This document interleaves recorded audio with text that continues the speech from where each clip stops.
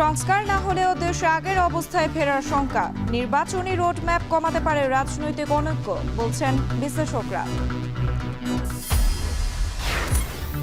৬ বছরেও পুরোপুরি কার্যকর হয়নি মোবাইল টাওয়ার ভাগাভাগির নীতি। বিআরটিসির শীতলতার সুযোগ নিচ্ছে মুঠোফোন অপারেটররা।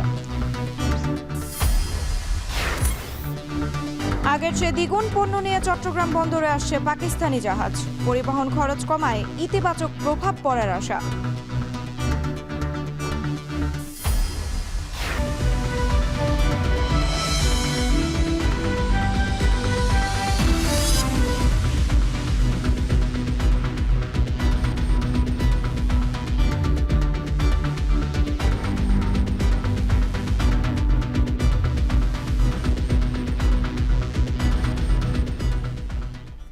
স্বাগত এখন বাজারে। পুরো আয়োজন জুড়ে সাথে আছে আমরা দুজন, আমি সুমাইয়া রাত্রি আর আমি মশিউর অনিক।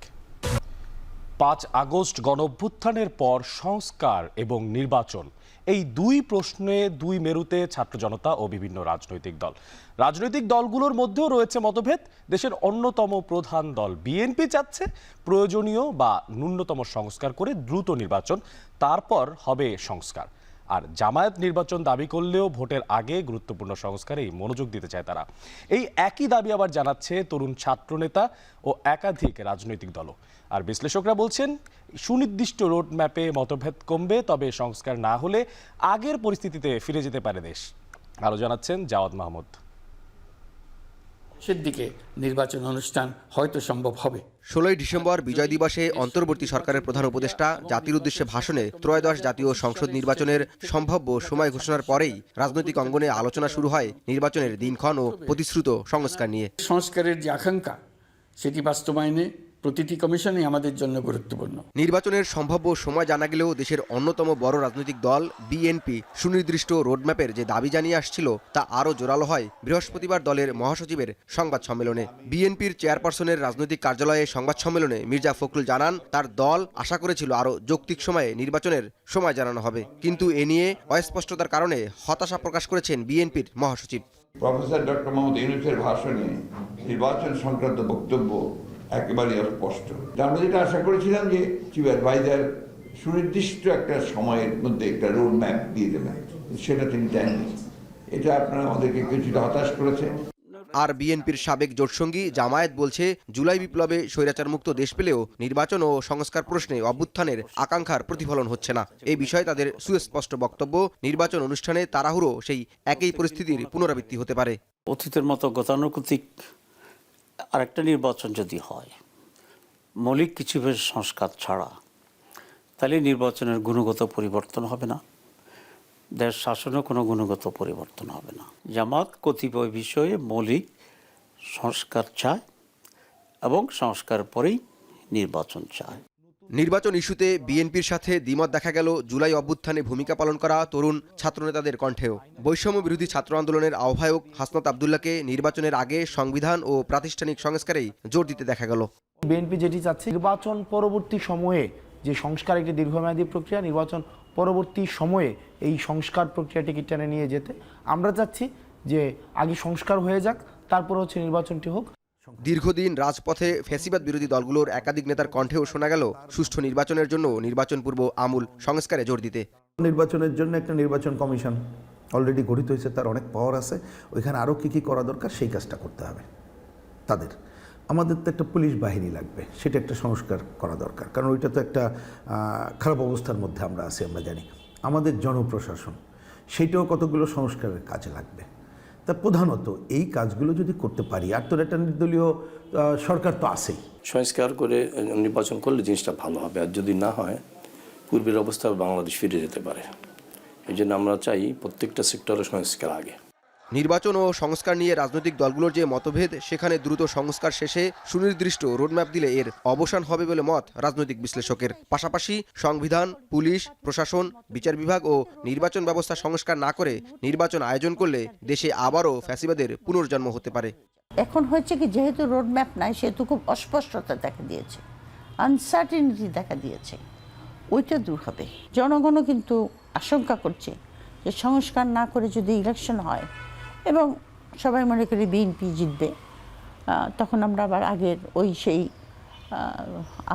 দখল, হলের মধ্যে ছাত্র রাজনীতির নামে অনাচার, এগুলি তো আমরা কেউই চাই না।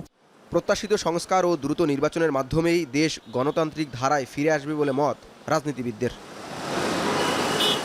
জুলাই গণঅভ্যুত্থানের পর এই সংসদ ভেঙে দিয়ে অন্তর্বর্তী সরকার গঠনের পর থেকেই রাজনীতির মাঠে প্রতিশ্রুত সংস্কার ও নির্বাচন নিয়ে যখন দলগুলোর মধ্যে পরস্পর বিরোধী অবস্থান স্পষ্ট হয়ে ওঠে, তখন রাজনৈতিক বিশ্লেষকদের মত নির্বাচন কিংবা সংস্কারের ধীরগতি দেশে নতুন করে সংকট বয়ে আনবে।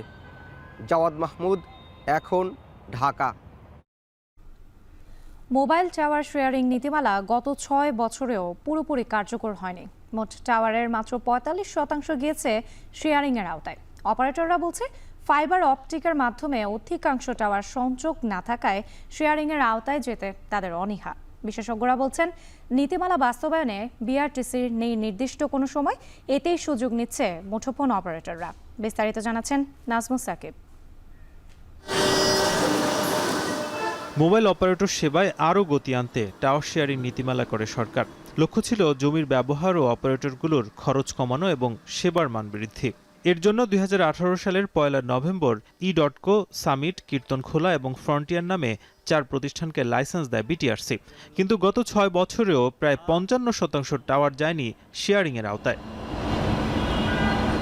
টেলিডেন্সিটি অনুযায়ী প্রতি বর্গ কিলোমিটারে অন্ততপক্ষে প্রতি অপারেটরের একটি করে টাওয়ার থাকার কথা। সেই হিসেবে ৪ অপারেটরের টাওয়ার হবে প্রায় ২ লাখ। কিন্তু টাওয়ার ও নেটওয়ার্ক শেয়ারিংয়ের কারণে প্রয়োজন বর্তমানে ন্যূনতম ১ লাখ টাওয়ার। কিন্তু গত অক্টোবরে বিটিআরসির ওয়েবসাইটে দেওয়া তথ্য অনুযায়ী দেশে মোট টাওয়ার রয়েছে মাত্র ৪৫,৯৩৪টি, যা চাহিদার মাত্র ৪৫%। এছাড়া টাওয়ার শেয়ারিংয়ের আওতায় এসেছে মাত্র ২৩,৮১৩টি। মোবাইল অপারেটরদের হাতে রয়েছে ২২,১২১টি টাওয়ার।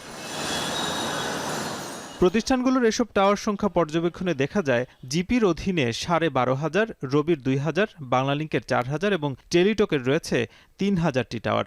আর শেয়ারিংয়ের আওতায় ই.কো লিমিটেডের ১৬,০০০, সামিটের ৪,০০০, কীর্তনখোলার ৮০৩টি, ফ্রন্টিয়ারের ৯৩১ এবং বিটিসিএল এর টাওয়ার রয়েছে মাত্র ৫১৪টি।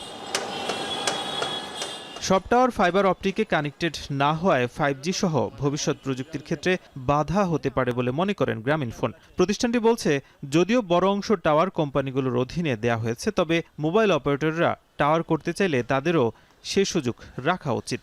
আমাদের যে পরিমাণ ফ্লেক্সিবিলিটি দরকার, যে পরিমাণ স্পিড দরকার দেশে, সামহাও এই ইকোসিস্টেমে সেটা এনশিওর্ড হচ্ছে না।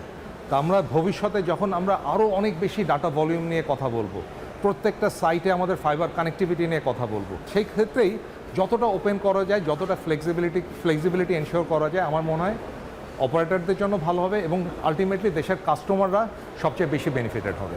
মোবাইল গ্রাহক অ্যাসোসিয়েশন অব বাংলাদেশ বলছে, শুধুমাত্র বিটিআরসির যথাযথ পদক্ষেপের অভাবে টাওয়ার শেয়ারিং নীতিমালা কার্যকর হচ্ছে না। ধরেন 4টা টাওয়ার কোম্পানির মধ্যে একটাকে এসএমপি দিয়ে রাখছেন। সামিটের কথা যদি নাম ধরেই বলি, তারা এখন ইনভেস্টমেন্ট করবে কি করবে না, তারা একটা দুদুল্যমনায় আছে। বাকি দুটি টাওয়ার কোম্পানি ধরেন কীর্তনখোলা, সে আর ইনভেস্টমেন্ট করতেই পারছে না। তাহলে আপনার কিন্তু খুব একটা ক্রাইসিস মোমেন্টে আছেন। টাওয়ার শেয়ারিং, নেটওয়ার্ক শেয়ারিং, এটা মানে খুবই গুরুত্বপূর্ণ এই মুহূর্তের সময়ের জন্য, যদি আপনি জনগণকে, গ্রাহককে ভালো সার্ভিস দিতে চান।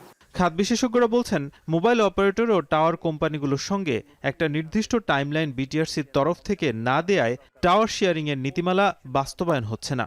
সময়ের মধ্যে বাস্তবায়ন না হলে প্রয়োজনে শাস্তিমূলক ব্যবস্থা নেওয়ার কথাও জানান তিনি। বাজার অর্থনীতিতে এখানে কাউকে আটকে রেখে বা কারো বিরুদ্ধে চাপ দিয়ে করানোর চাইতে এটাকে কম্পিটিশনের মধ্যে নিয়ে আসা উচিত। যেভাবে আন্ডারস্ট্যান্ডিংটা বা এগ্রিমেন্টটা হওয়া দরকার, সেটা পরিষ্কার না।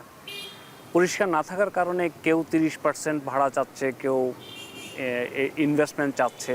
এই যে বিষয়গুলো, এই বিষয়গুলো কি করছে, আসলে কনফ্লিক্ট তৈরি করছে। দেশের 4টি মোবাইল অপারেটরের গ্রাহক সংখ্যা প্রায় 19 কোটি। তবে অধিকাংশ গ্রাহকদেরই নানা ধরনের ভোগান্তি রয়েছে এবং অভিযোগ রয়েছে এই মোবাইল কোম্পানিগুলোর বিরুদ্ধে। এর বড় কারণ সংযোগ স্থাপন সহ নানা ধরনের জটিলতা। তবে বিটিআরসি থেকে যে নিয়ম করা হয়েছে 18 সালের পরে টাওয়ার শেয়ারিংয়ের আওতায় অধিকাংশ কোম্পানিগুলো এখনও না যাওয়ায় এতে ভোগান্তি আরও বাড়ছে। নাজমুস সাকিব, এখন, ঢাকা। চট্টগ্রাম বন্দরে আবারও আসছে পাকিস্তানি জাহাজ।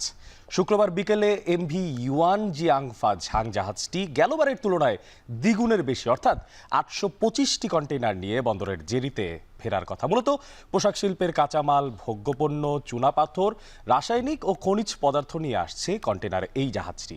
পাকিস্তান থেকে সরাসরি এই জাহাজটি আসার কারণে সাশ্রয় হবে এবং পণ্যের দামেও পড়বে ইতিবাচক প্রভাব বলছে বন্দর কর্তৃপক্ষ। বিস্তারিত জানাচ্ছেন হাজিরা শুলি। নভেম্বরের দ্বিতীয় সপ্তাহে পাকিস্তানের করাচি বন্দরের সঙ্গে চট্টগ্রাম বন্দরের সরাসরি কন্টেইনার জাহাজে পণ্য পরিবহনের সেবা চালু হয়। প্রথমবার 370 একক কন্টেইনার আসে জাহাজটিতে। এর মধ্যে পাকিস্তান থেকে আনা হয় 297 একক কন্টেইনার, বাকিগুলো আসে সংযুক্ত আরব আমিরাত থেকে। এবার আসছে দ্বিগুণেরও বেশি 825 একক কন্টেইনার। এর মধ্যে পাকিস্তান থেকে আসছে 675 বক্স আর বাকিগুলো দুবাই থেকে। এসব পণ্যের মধ্যে রয়েছে সোডা অ্যাশ, চিনি, আলু, খেজুর, পোশাক শিল্পের কাঁচামাল, চুনাপাথর, লুব্রিকেন্ট সহ আরও অন্যান্য পণ্য। আগে তৃতীয় দেশের বন্দর ঘুরে আসায় পণ্য আনার সময় ও ব্যয় দুটোই বেশি হতো। এখন সরাসরি জাহাজে করাচি থেকে চট্টগ্রামে আসায় ব্যয় সাশ্রয় হবে, কমবে পণ্যের দামও।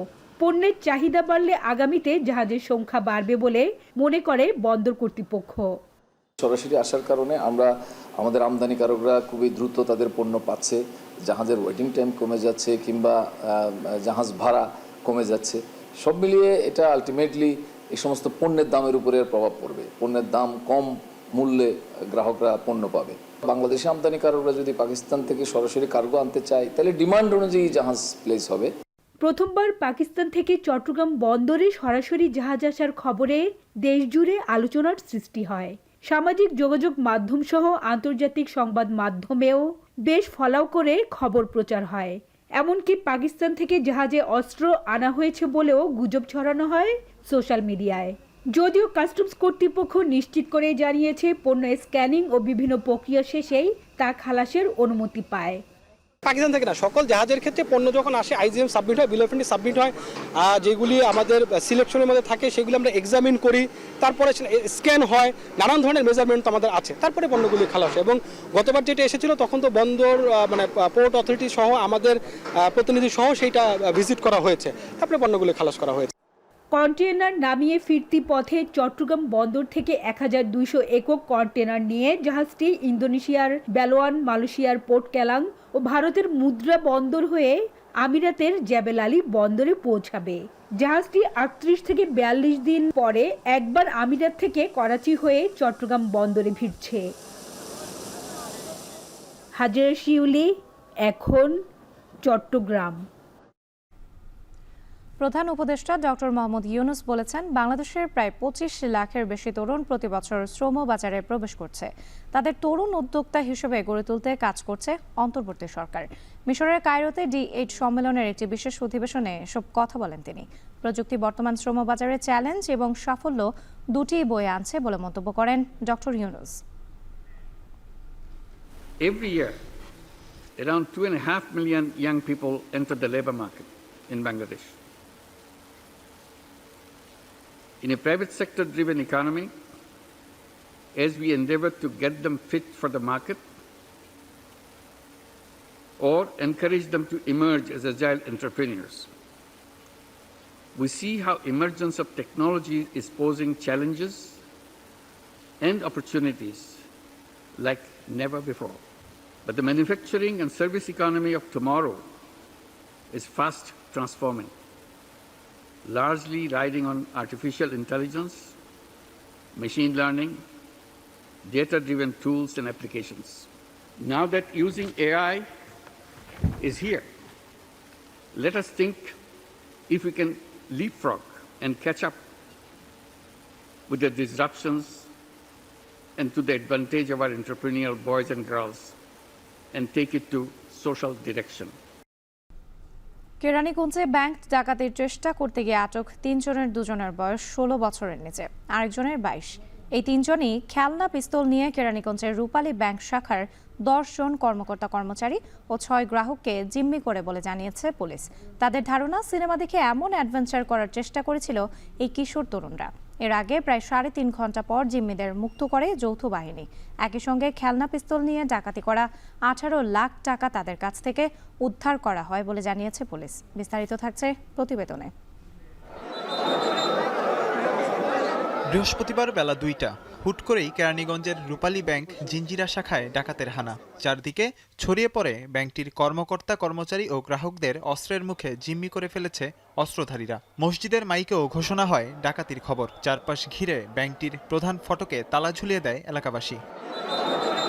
খবর পেয়ে প্রথমে পুলিশ, র্যাব সহ আইনশৃঙ্খলা রক্ষাকারী বাহিনী ঘটনাস্থলে পৌঁছায়। বিকেল 4টার দিকে ঘটনাস্থলে আসেন সেনাবাহিনীর সদস্যরা। উৎসুক জনতাকে সামাল দিয়ে চলে জিম্মিদের উদ্ধার কাজ। শুরু হয় ডাকাতদের সঙ্গে যোগাযোগ। ব্যাংকে ডাকাতির ঘটনায় ভীতিকর পরিস্থিতি তৈরি হয় দক্ষিণ কেরানীগঞ্জের চুনকুটিয়া পাকাপোল এলাকায়। আশপাশের বাড়িঘর, দোকানপাটে ছড়িয়ে পড়ে আতঙ্ক।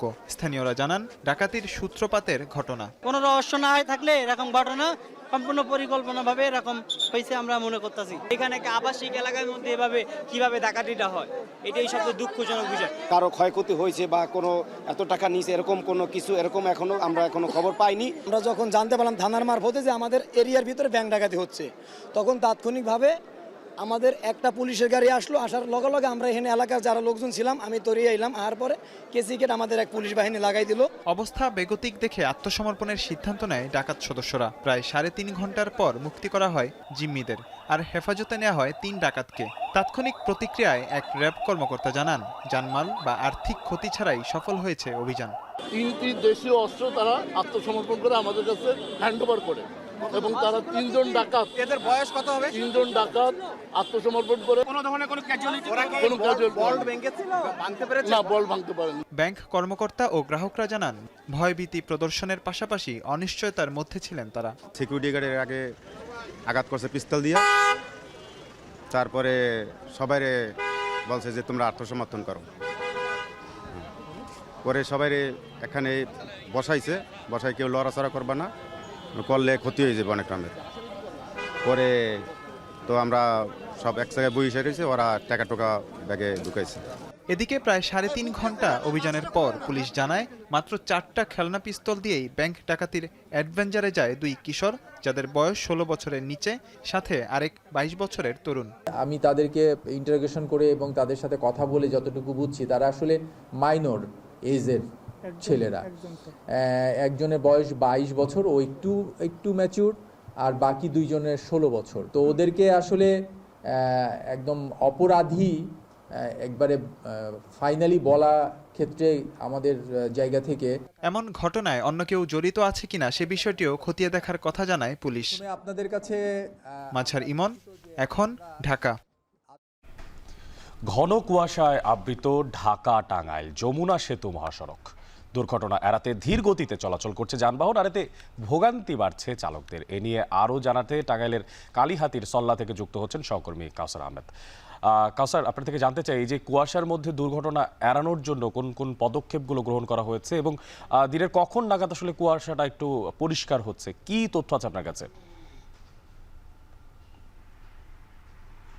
জি, আমি যেখানে আছি এখানে যানবাহনের চাপ এখন অনেকটাই কম। আমরা যখন ভোরবেলা থেকে এই পর্যন্ত এসেছি, প্রায় 17 থেকে 18 কিলোমিটার সময়, মানে সড়ক আসতে আমাদের প্রায় 15 থেকে 20 মিনিট সময় লাগছে, কারণ এই মহাসড়কে অনেক ঘন কুয়াশা ছিল। আর বেলা যত বাড়ছে, পূর্ব আকাশে সূর্য উঁকি দিচ্ছে, আর এতে করেই কিন্তু কুয়াশা অনেক কেটে যাচ্ছে। আর এদিকে আমরা লক্ষ্য করেছি যে প্রতিদিন সন্ধ্যা থেকে এই মহাসড়ক তথা টাঙ্গাইলে কুয়াশা বেড়ে যায়, আর তখন এই মহাসড়কে যে সমস্ত পুলিশ সদস্যরা দায়িত্বে থাকেন, তারা কিন্তু এই যানবাহনের চালকদের সতর্ক করে দিচ্ছেন এই দুর্ঘটনা রোধে। আর এছাড়াও কিন্তু এই যমুনা সেতুর যারা নির্বাহী প্রকৌশলী সহ সংশ্লিষ্ট যারা দায়িত্বে রয়েছেন, তারাও কিন্তু এই চালকদের জানিয়ে দিয়েছেন যে যেন এই সেতুর উপরে যাতে কোনো ধরনের দুর্ঘটনা না ঘটে, সেই জন্য তারা কিন্তু চালকদের সতর্ক করছে। আমরা এই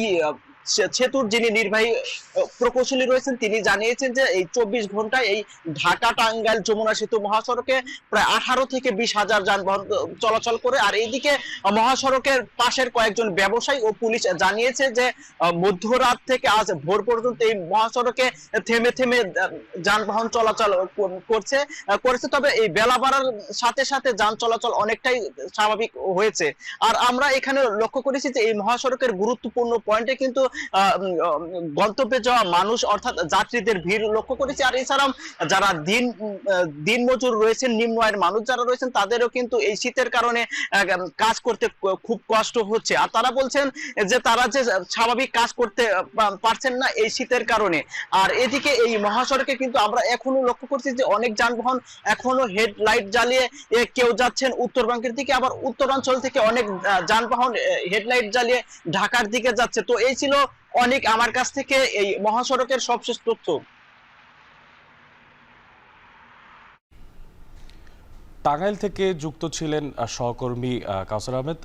যেমনটা রাত্রি এই কুয়াশার কারণে আসলে চলাফেরা করতেও বেশ জটিলতা বোধ হয়, চালকরা গাড়ি চালাতেও কিন্তু বেশ জটিল পরিস্থিতির ভিতর দিয়ে যাচ্ছে। যদি কুয়াশার কথা বলেন, কুয়াশা ছাড়াও এই যে শীতে মানুষের যে ভোগান্তির খবর, শুধু ভোগান্তি না, শীতে কিন্তু নানা ধরনের ঠান্ডাজনিত রোগের সংখ্যাও বাড়ছে, সেই খবরই এবার জানবো। চাঁদপুরের শীত যতই বেড়েছে ততই বাড়ছে ঠান্ডাজনিত রোগে আক্রান্তের সংখ্যা। জ্বর, সর্দি, কাশিতে বেশি আক্রান্ত হচ্ছে শিশুরা। বিস্তারিত জানাতে চাঁদপুর সরকারি জেনারেল হাসপাতাল থেকে যুক্ত হচ্ছেন সহকর্মী তালহা জুবায়ের। তালহা, শীতজনিত রোগে কি কি প্রকোপ বেড়েছে এখন পর্যন্ত জানাবেন।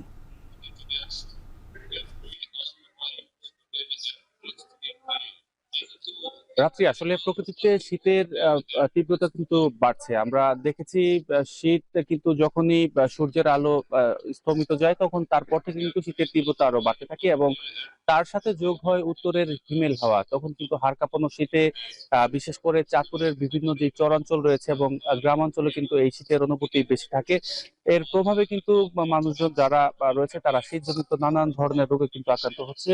এর মধ্যে ঠান্ডা, নিউমোনিয়া, কাশি কিংবা জ্বরেও কিন্তু আক্রান্ত হচ্ছে। আরেকটা প্রবণতা আমরা দেখতে পেয়েছি যে আসলে ডায়রিয়া আক্রান্ত রোগীর সংখ্যাও কিন্তু বাড়ছে। তবে এই যে রোগী বা আক্রান্ত হচ্ছে তার মধ্যে কিন্তু সবচেয়ে বেশি কিন্তু প্রভাব পড়ছে যারা শিশু রয়েছেন এবং বয়োবৃদ্ধ যারা রয়েছেন তাদের মাঝে কিন্তু রয়েছে। আসলে আমি কথা বলেছিলাম সিভিল সার্জন অফিসের সাথে, তারা যেটা জানিয়েছেন যে গেল 24 ঘন্টায় চাঁদপুরের 8টি উপজেলায় 124 জন রোগী কিন্তু শীতজনিত নানান ধরনের রোগে আক্রান্ত হয়ে কিন্তু চিকিৎসাধীন রয়েছে। এছাড়া এই মুহূর্তে আছে আমি চাঁদপুর 250 শয্যা বিশিষ্ট জেনারেল হাসপাতালে, যেখানে কিন্তু এই মুহূর্তে ভর্তি আছেন 59 জন রোগী, যারা কিন্তু সকলে কিন্তু শিশু এবং তাছাড়া বয়োবৃদ্ধ এবং নারী পুরুষ রয়েছেন আরো 10 থেকে 15 জন রোগী কিন্তু ভর্তি রয়েছেন। তো যারা চিকিৎসক রয়েছেন বা নার্স রয়েছেন তারা বলছেন যে শিশুদের মধ্যে কিন্তু এই শীতজনিত রোগের প্রবণতা বেশি দেখা যাচ্ছে। বিশেষ করে তারা কিন্তু অনেকে নিউমোনিয়ায় আক্রান্ত হয়ে কিন্তু হাসপাতালে আসছেন এবং তাদেরকে কিন্তু তারা চিকিৎসা সেবা দিয়ে যাচ্ছেন। এবং আরেকটা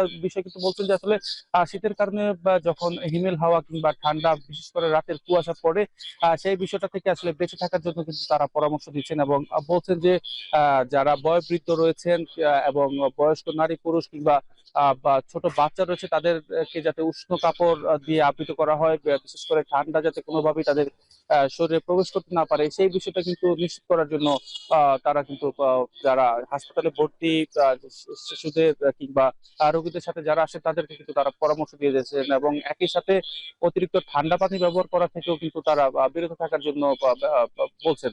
তো সবকিছু মিলে আসলে রাত্রি এই রোগীর সংখ্যা বাড়ায় কিন্তু কিছুটা বিপাকেও পড়তে হচ্ছে যারা নার্স রয়েছেন তাদেরকে। এবং তারা বলছেন যে আসলে চাঁদপুরের এই যে 250 শয্যা বিশিষ্ট যে জেনারেল হাসপাতাল রয়েছে সেখানে কিন্তু প্রতিনিয়ত কিন্তু রোগীর উপচে পড়া ভিড় থাকে। এখানে 250 শয্যার বিপরীতে কিন্তু প্রায় 4 শতাধিক রোগী কিন্তু চিকিৎসা নিয়ে থাকেন বিভিন্ন ধরনের রোগীদের। তার উপরে যখন এই মৌসুমী যেই শীতকালীন যেই রোগ রয়েছে সেই রোগীর সংখ্যা কিন্তু বাড়ছে এবং এতে করে তাদের কিন্তু কাজকর্ম করতে কিছুটা কিন্তু হিমশিম খাওয়া লাগছে। তো সর্বোপরি মিলিয়ে তারা যেটা বলছেন যে আসলে যদি শীত থেকে বেঁচে থাকার কোনো বিকল্প নেই, বিশেষ করে যারা শিশু রয়েছেন তাদের যাতে গরম কাপড় এবং শীতের হাত থেকে বেঁচে থাকার জন্য সকল ধরনের প্রয়োজনীয় ব্যবস্থা গ্রহণ করেন অভিভাবকরা, সেই বিষয়টা কিন্তু তারা নজর দেওয়ার জন্য বলছেন, এবং যদি কোনো কারণবশত নিউমোনিয়া বা রোগে আক্রান্ত হয়ে যায় তাহলে উৎকণ্ঠা না করে নিকটবর্তী হাসপাতালে চিকিৎসা নেওয়ার জন্য পরামর্শ দিচ্ছেন।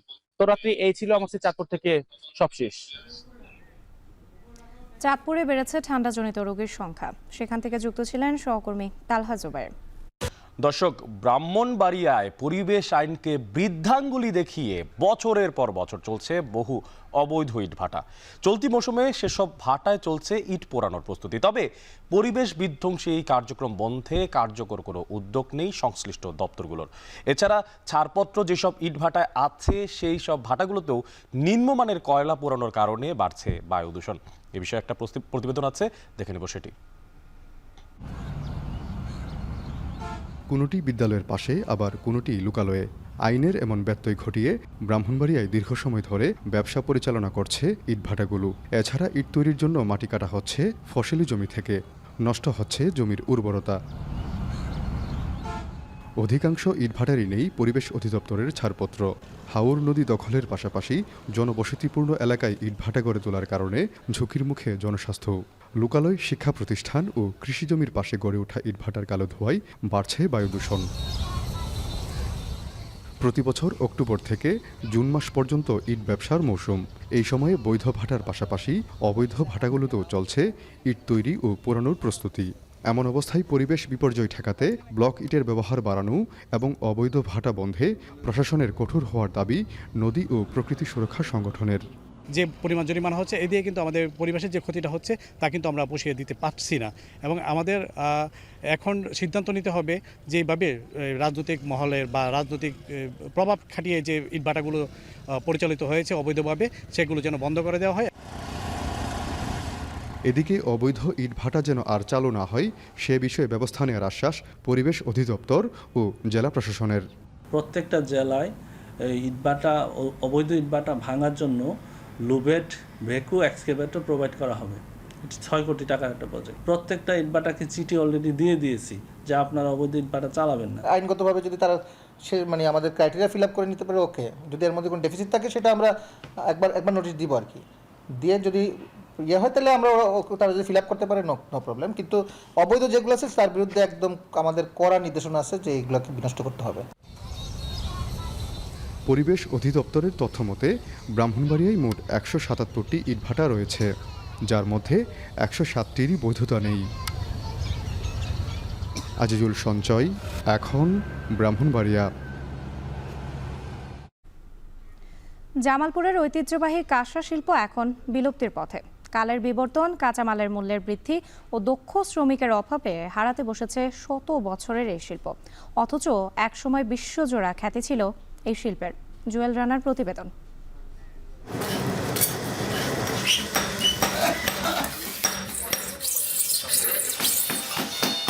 ইসলামপুর উপজেলার দরিয়াবাদ গ্রাম। এই গ্রামের কাঁসারি পাড়ায় এখনও টিকে আছে কাঁসা শিল্প। অনিল কর্মকারের বংশ পরম্পরার পেশা ছিল এই শিল্প। কারখানায় ভোরের রোদ ফোটার সাথে শুরু হয় শ্রমিকদের দিনভর পরিশ্রম। কাঁসার চাহিদা থাকলেও কাঁচামালের দাম বৃদ্ধি ও শ্রমিক সংকটে এই শিল্প এখন বিলুপ্তির পথে। সারা বাংলাদেশে আমরা এটা বিক্রি হতে আছে, চাহিদা খুব, কিন্তু আমরা তো দিতে পারতাছি না। পরিশ্রমের কাজ, আচ্ছা তারপরেও আপনার পোষাইতে আছেন, টিকে রাখা কঠিন হয়েছে। তো বেশি পুঁজি পাট্টা হইলে পরে তাহলে আমরা ওটা রাখতে পারি। দেশে সর্বপ্রথম ঢাকার ধামরাই থেকে এই শিল্প ছড়িয়ে পড়ে বিভিন্ন প্রান্তে। কাঁসা শিল্পীরা তাদের পেশাগত জীবন পারিবারিকভাবে গড়ে তোলায় একই পাড়া মহল্লায় বসবাস করতেন। তাই তাদের বসবাসকারী এলাকা কাঁসারি পাড়া নামে পরিচিতি লাভ করে। দরিয়াবাদ গ্রাম তারই এক নিদর্শন। দিন দিন লেবারের বিলুপ্তির জন্য, আর লেবারকে আমরা ভালো টাকায় দিই, তা আমাদের পোষায় না, কিন্তু আমাদেরও পোষায় না। সরকার যদি আমাদেরকে ঋণ দেয় সুদবিহীন, তাহলে সম্ভব। প্রথমে মাটির ফর্মা তৈরি করে গলিত কাঁসা ঢালাইয়ের কাজ করা হয়। এরপর হাতুড়ি দিয়ে পিটিয়ে তৈরি করা হয় কাঁসার থালা, বাটি, গ্লাস, জগ ও কলসি সহ অন্যান্য কারুকাজ। প্রতিটি থালা বাজারে বিক্রি হয় কেজি প্রতি 3000 থেকে 3500 টাকায়। কঠোর পরিশ্রমের পরও সীমিত আয় হওয়ায় পেশা ছাড়ছেন অনেকেই। এই মজুরি দিয়ে আর এই বেতন দিয়ে আমাদের কিচ্ছু হয় না। পূর্বপুরুষ থেকে করে আসছে বিদায় এই বর্তমান প্রজন্মে আমি ধরে রাখছি, আমার পরে আর এই ব্যবসা আর কেউ ধরে রাখবে না। কারিগরের সমস্যা, পরিশ্রমের জন্য কারিগরে কাজ করতে চায় না। তবে এখনও বিয়ে বাড়ি ও সনাতনী ধর্মীয় উৎসবে কাঁসার জিনিসপত্রের চাহিদা রয়েছে। পর্যটকরাও এই পণ্য কিনে নিয়ে যাচ্ছেন স্মৃতি হিসেবে। যদিও দামটা একটু বেশি, তারপরও আমি চাচ্ছি যে আমার ঘরে এই ঐতিহ্যটা ধরে রাখার জন্য। বেশি হলেও বাজার তুলনায় কি করা যাবে, নেওয়া লাগে। এটা তো আর সবাই ব্যবহার করে না এবং সবাই বানায়ও না। কাঁসা শিল্পের ঐতিহ্য ফেরানোর পাশাপাশি এই শিল্পের সাথে জড়িত মালিক ও শ্রমিকদের আধুনিক প্রযুক্তির সাথে টিকে থাকতে কাজ করছে ইসলামপুর উপজেলা প্রশাসন।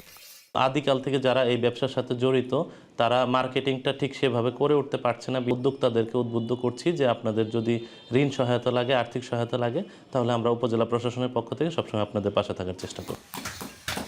যন্ত্রপাতি সহ কাঁচামাল আমদানির ব্যাপারে সরকার উদ্যোগ নিলে এই শিল্প বিলুপ্তি থেকে রক্ষা পাবে বলে মনে করেন কাঁসা শিল্পের সাথে জড়িতরা। এখন জামালপুর।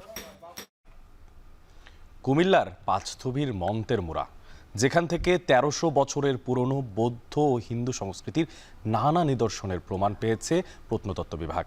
সপ্তম থেকে দ্বাদশ শতকের এই পুরাকীর্তির ধ্বংসাবশেষ সংরক্ষণে খনন শুরু হয়ে গিয়েছিল ২০২১-২২ অর্থ বছরে। তবে সংরক্ষণের অভাবে অরক্ষিত স্থাপনাগুলো।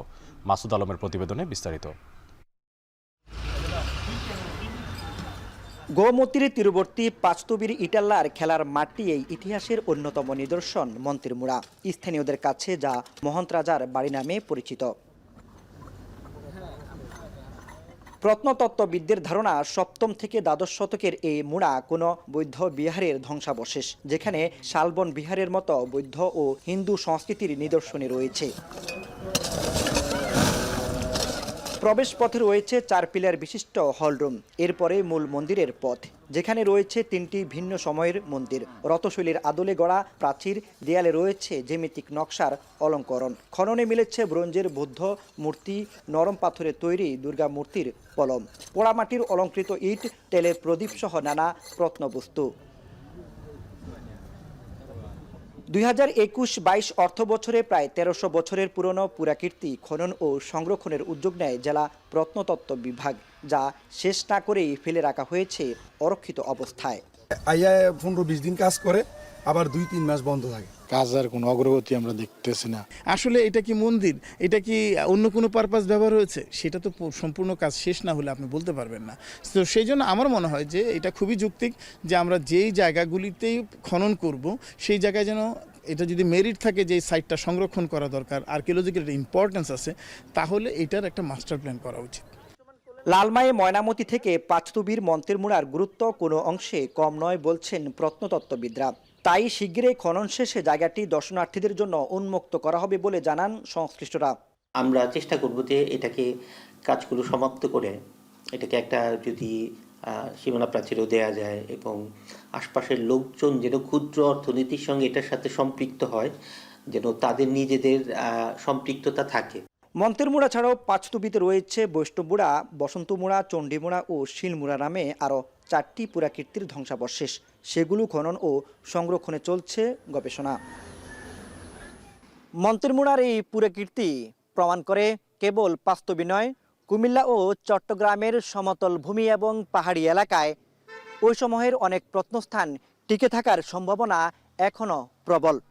তাই এ ধরনের প্রত্নস্থান সন্ধানের জন্য যত তাড়াতাড়ি নিবিড় গবেষণা এবং সংরক্ষণের ব্যবস্থা করা যাবে, ততই এখনও টিকে থাকা আরও মানব বসতির চিহ্ন খুঁজে পাওয়া যাবে। মাসুদ আলম, এখন, কুমিল্লা। এবার দেশের বাইরের প্রসঙ্গ। ক্রিসমাস ঘিরে ফ্রান্সের রাজধানী প্যারিসের আইকনিক চ্যাম্পস এলিসিস এভিনিউর 400 গাছে আলোকসজ্জা দেখতে প্রতিদিনই ভিড় করছেন দর্শনার্থীরা। স্থানীয়দের পাশাপাশি আলোর উৎসবে মেতেছেন প্রবাসী বাংলাদেশিরাও। খ্রিস্ট ধর্মাবলম্বীদের সবচেয়ে বড় ধর্মীয় উৎসব ঘিরে আগামী 5 জানুয়ারি পর্যন্ত থাকবে মনোমুগ্ধকর এই আলোকসজ্জা। বিস্তারিত থাকছে প্রতিবেদনে। হাজার হাজার এলইডি লাইটে মোড়ানো 400 গাছের আলোতে ঝলমল করা এই দৃশ্যটি ফ্রান্সের রাজধানী প্যারিসের আইকনিক চ্যাম্পস এলিসিস এভিনিউর। খ্রিস্ট ধর্মাবলম্বীদের সবচেয়ে বড় ধর্মীয় উৎসব ক্রিসমাস ঘিরে এমন বর্ণিল আলোয় সেজেছে শহরটি। ঝলমলে আলোকসজ্জা দেখতে প্রতিদিনই ভিড় বাড়ছে দর্শনার্থীদের। Oh, it's glorious. It's beautiful. This is our actually second year. We come here for Christmas lights every year. It's beautiful. Bien sûr, oui, ça reste toujours un incontournable. On a l'habitude que Paris nous fait voir toujours des grandes choses d'envergure internationale. 25 December বড়দিন উদযাপন ঘিরে প্যারিসে এই আলোর আয়োজন চলছে গেল 24 November থেকে। স্থানীয়দের পাশাপাশি ঝলমলে এই আলোর মেলা নজর কেড়েছে বিদেশি পর্যটকদেরও। ক্রিসমাস ও খ্রিস্টীয় নববর্ষ উপলক্ষে মনোমুগ্ধকর এই আয়োজনে মেতেছেন প্রবাসী বাংলাদেশিরাও। বড়দিন উদযাপন অনুযায়ী প্যারিসের প্রত্যেকটা এলাকায় খুব সুন্দর করে আলোকিত এই সাজসজ্জা। খুব সুন্দর, আমি মুগ্ধ। এবং আইফেল টাওয়ারে গিয়েছি, ওইখানে অনেক সুন্দর ব্যতিক্রম ভাবে ওরা সাজসজ্জা করেছে। এই আয়োজনকে ঘিরে তারা আনন্দ উপভোগ করে, আমরাও ঠিক তেমনি একইভাবে তাদের সাথে এই আনন্দটা ভাগাভাগি করে নিই। কেবল চ্যাম্পস এলিসিস এভিনিউই নয়, মনোমুগ্ধকর আলোকসজ্জার আয়োজন ফ্রান্সের প্রতিটি বাড়িঘর, শপিং মল ও অলিগলিতে। রঙিন আলোয় উৎসবের নগরীতে রূপ নেয়া প্যারিসের এই আয়োজন চলবে নতুন বছরের 5 জানুয়ারি পর্যন্ত। তৌহিদুর রহমান, এখন বিশ্ব।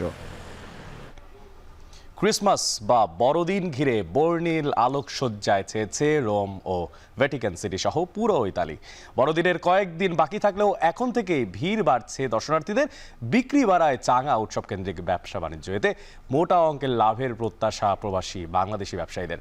ইতালি থেকে মনিরুজ্জামান মনিরের প্রতিবেদনে দেখবেন বাকিটা। দরজায় করা নাড়ছে খ্রিস্ট ধর্মাবলম্বীদের সবচেয়ে বড় ধর্মীয় উৎসব বড়দিন। 25 ডিসেম্বর যীশু খ্রিস্টের জন্মদিন উপলক্ষে চোখ ধাঁধানো আলোকসজ্জায় ঝলমল করছে পূর্ণভূমি ভ্যাটিকান সিটি ও ইতালির রোম নগরী। ভ্যাটিকান সিটির সেন্ট পিটার্স স্কোয়ারে দর্শকদের নজর কাড়ছে 200 বছরের পুরনো 30 মিটার উচ্চতার ক্রিসমাস ট্রির আলো। সেই সঙ্গে কারুকার্যের মধ্য দিয়ে ফুটিয়ে তোলা যিশুর জন্মস্থান, নেটিভিটি, জন্মলগ্ন ও শিশুকালের দৃশ্য দেখতেও ভিড় করছেন পর্যটকরা। ক্যাথলিক খ্রিস্টানদের পূর্ণভূমির এই মনোমুগ্ধকর আয়োজন থাকবে 12 জানুয়ারি পর্যন্ত। এদিকে বড়দিন ঘিরে ইতালির প্রতিটি পর্যটন এলাকাও সেজেছে নতুন সাজে। রোমের নাবোনা চত্বর, স্প্যানিশ স্টেপস, বিয়া দেল কোর্সো এবং শহরের প্রধান রাস্তাগুলোর আলোকসজ্জা দেখতে ভিড় করছেন পর্যটক সহ স্থানীয়রা। এই তালিকায় আছেন রোমে থাকা প্রবাসী বাংলাদেশিরাও। সবসময় বের হওয়া হয় না, নাতালকে উপলক্ষ করে বের হলাম। ক্রিসমাস উপলক্ষে খুব সুন্দর করে সাজিয়েছে। মাত্র দেখছি পুরো শহর বাচ্চাকে নিয়ে যতটুকু দেখা যায়। ক্রিসমাস ও খ্রিস্টীয় নববর্ষ উপলক্ষে রোমের শপিং মল, সুপারমার্কেট, দোকানগুলোতে বাড়ছে ক্রেতা সমাগম। প্রিয়জনদের উপহার দিতে কিনছেন উপহার সামগ্রী। বিক্রি বাড়ায় চাঙ্গা উৎসব কেন্দ্রিক ব্যবসা বাণিজ্য। স্থানীয়দের পাশাপাশি ভালো লাভের প্রত্যাশা প্রবাসী ব্যবসায়ীদেরও। বেচা কিনা শুরুতে মোটামুটি ভালো, ইনশাল্লাহ আমরা আশা করি আলো ভালো বেচা কিনা হবে। অনেক লোক হয়, আমাদের এই 1 মাসে ভালো ব্যবসা হয়। 2025 সালকে বরণ এবং বড়দিন ঘিরে ভিন্ন এক আবহাওয়া উৎসবের নগরীতে পরিণত হয়েছে গোটা ইতালি। এবারে বড়দিনে পোপ ফ্রান্সিসের দেয়া শান্তির বার্তা শুনতে ভ্যাটিকান সিটিতে ভিড় করবেন বিশ্বের কয়েক লাখ খ্রিস্ট ধর্মাবলম্বী। জোরদার করা হয়েছে ভ্যাটিকান সিটি সহ গোটা রোম নগরের নিরাপত্তা ব্যবস্থা। মনিরুজ্জামান মনির, এখন ইতালি। ক্যান্সারের মতো মরণ ব্যাধির প্রতিষেধক তৈরি দাবি করে সাড়া ফেলে দিয়েছে রাশিয়া। বলা হচ্ছে নতুন বছরের শুরুতেই বিনামূল্যে বিলি করা হতে পারে এই প্রতিষেধক। বিস্তারিত জানাচ্ছেন নুসাদ কামাল। দুরারোগ্য ক্যান্সারে শুধু 2022 সালে সারা বিশ্বে প্রাণ গেছে প্রায় 97 লাখ মানুষের। গড়ে প্রতি 9 জন পুরুষের 1 জন এবং 12 জন নারীর মধ্যে 1 জন নারীর মৃত্যু হয় এই মরণ ব্যাধিতে। প্রতি বছর নতুন করে বিভিন্ন ধরনের ক্যান্সার শনাক্ত হয় প্রায় 2 কোটি মানুষের দেহে। ক্যান্সার এমন এক জটিল রোগ যার ফলে নিয়ন্ত্রণহীনভাবে শরীরের কোনো অংশে কোষ অস্বাভাবিকভাবে বাড়তে থাকে। প্রাথমিক পর্যায়ে ক্যান্সার শনাক্ত হলে এবং সঠিক চিকিৎসা পেলে রোগীর সুস্থ হওয়ার সম্ভাবনা বেশি থাকে। এটি কত দ্রুত ছড়াবে কিংবা আদৌ নিরাময় হবে কি না সুনির্দিষ্টভাবে তা বলা কঠিন। রোগ নিরাময়ের পুরো পদ্ধতিও অসম্ভব কষ্টসাধ্য, সময় সাপেক্ষ এবং ব্যয়বহুল।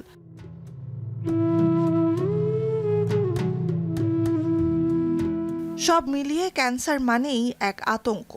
এই আতঙ্ক থেকে মুক্তি নিশ্চিতে বহু বছর ধরে গবেষকরা কাজ করে যাচ্ছেন। চিকিৎসা, প্রতিষেধক দুটোই আবিষ্কারে করছেন অক্লান্ত পরিশ্রম। এই পরিশ্রমেরই সুফল মিলেছে বলে সম্প্রতি দাবি করেছেন রুশ গবেষকরা।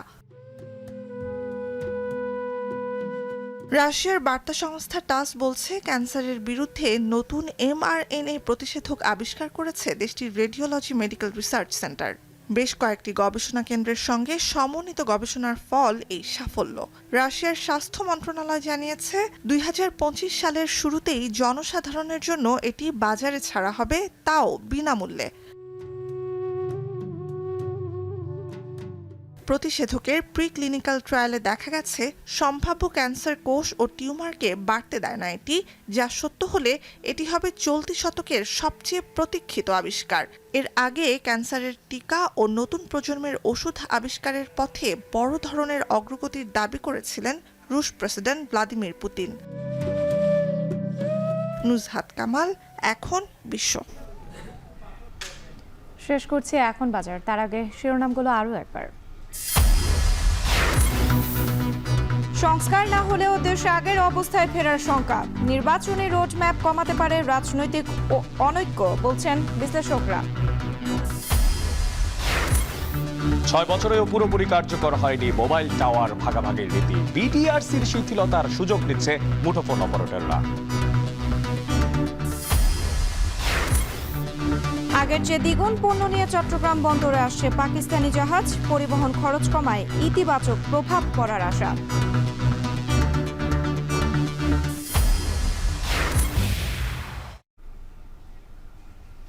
শেষ করছি এখন বাজার। এখন টেলিভিশন ওয়েবসাইটে দেখতে ভিজিট করুন www.ekon.tv। এছাড়া এখন টেলিভিশন ফেসবুকে দেখতে ভিজিট করুন facebook.com/tv.ekon। এছাড়া ইউটিউবে এখন টেলিভিশন দেখতে ভিজিট করুন youtube.com/c/ekontv।